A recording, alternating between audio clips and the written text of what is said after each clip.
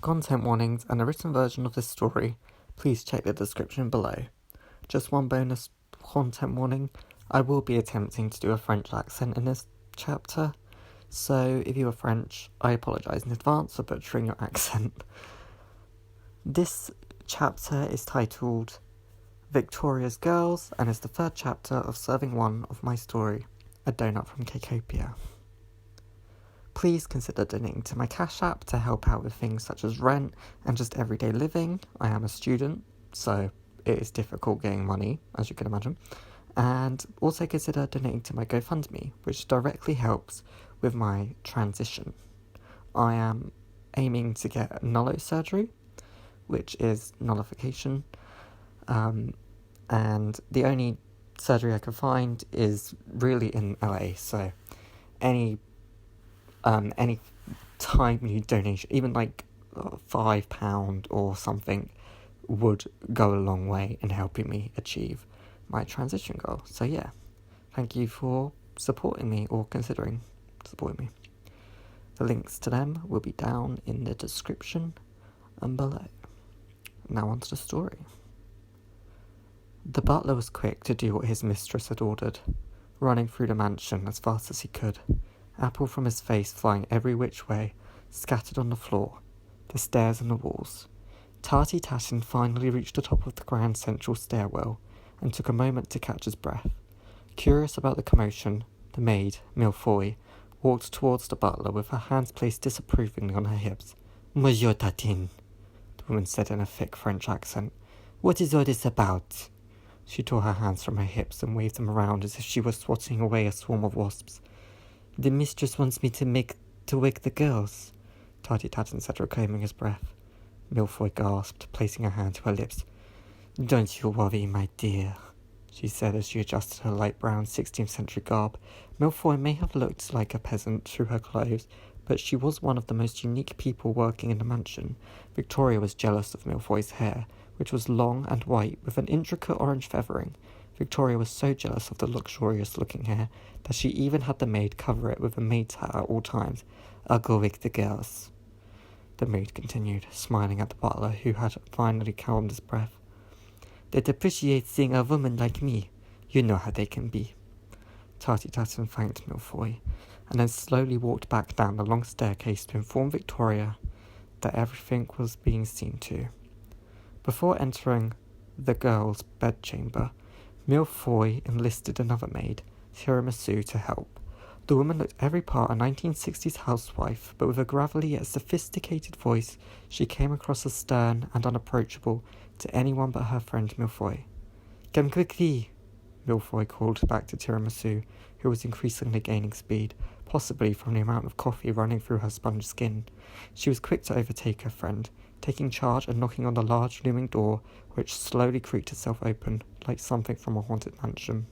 The chamber they entered was dark and almost entirely void of light, save for a small crack between the deep brown velvet curtains.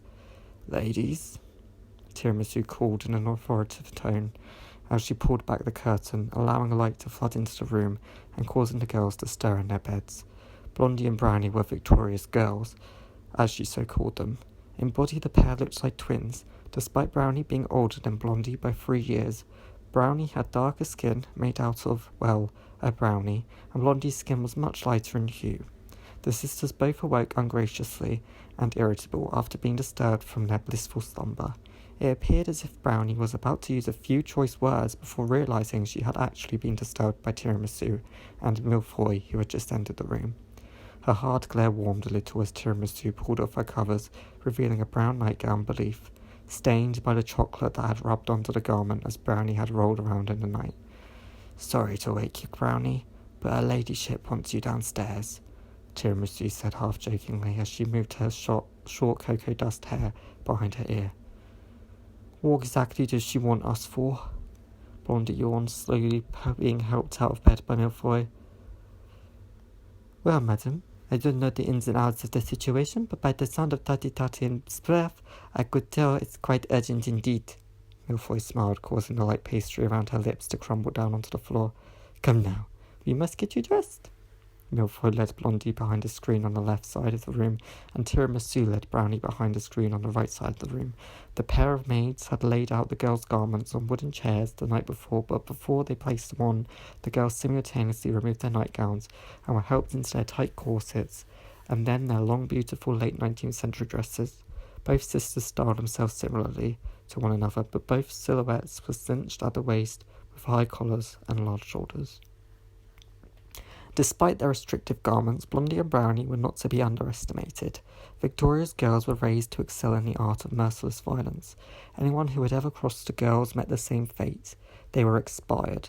Expiration was something everyone in Cakeopia feared. People would live there for centuries, never having to worry about growing old or rotting away, but unnatural or unexpected events could cause people to quickly expire and cease to exist. Blondie and Brownie were expert assassins, and on occasion Victoria could be heard referring to them as her expirers. Their sweet gooey faces and kind eyes were a mask hiding their ruthless nature. The pair walked in unison down the stairs, waved off by Milfoy and Tiramisu, satisfied with their job of getting the girls ready for their audience.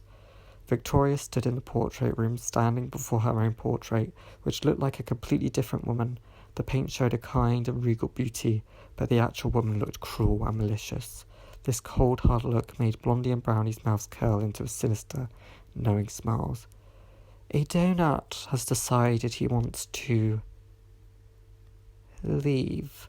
Victoria bit down on her lip a little too hard, drawing a drop of strawberry jam which thankfully camouflaged itself against the woman's red lipstick.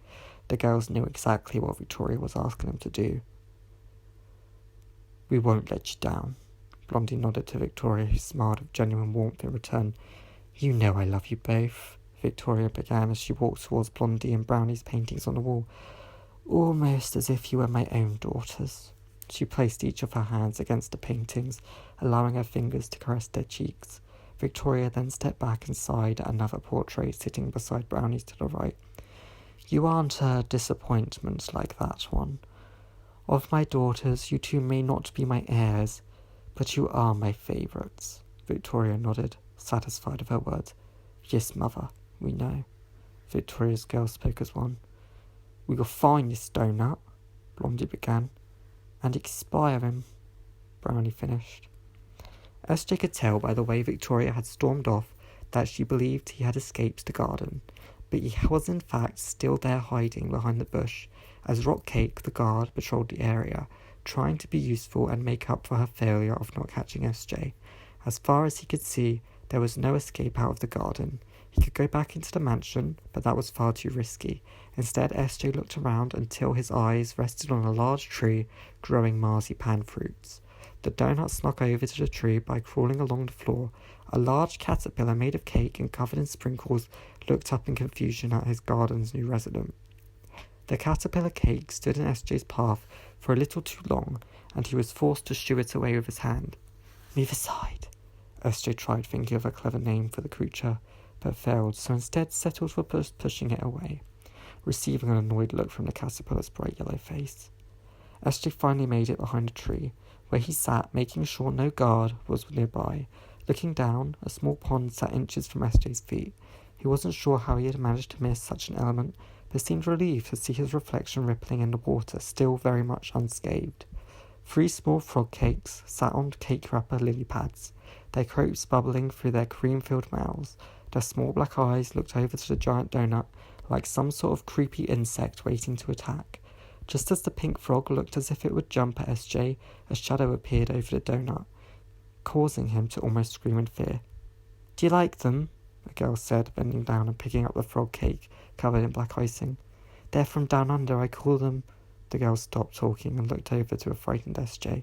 She placed the frog cake back onto its lily pad and smiled warmly, offering him her hand. Don't worry, I'm not going to turn you in, she giggled quietly to herself. I want to help you escape. SJ had no idea who the woman crouched down by him was, but right now she was his only hope. Looking over at an angry rock cake still hunting around the garden, hoping to catch a fugitive Doughnut. Okay, SJ nodded. Get me out of here. The woman responded with a whispering of the word, Yay! and a light clap from her 2 sponge hands. thank you for listening to this chapter.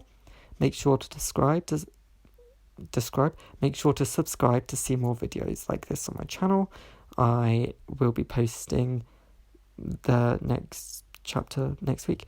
In the description, you will find the links to my website, Twitter, all of that good stuff. So subscribe, hit the bell button, get notified of new videos on my channel, because I'm awesome. So on Saturday, this is Saturday, never mind. On Tuesday, I will be releasing the next part of my Under the Queer Umbrella series, which will be the M-Spec series.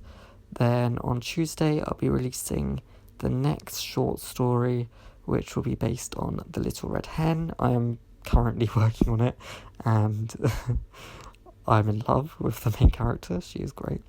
And also on next Saturday, I will be releasing the 4th chapter of this story, and if I'm not mistaken,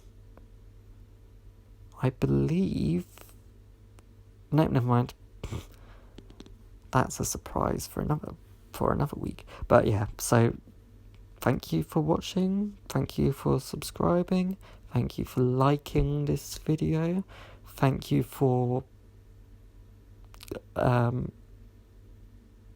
donating, maybe, and just, thank you for being awesome, and I will see you on Tuesday. Bye.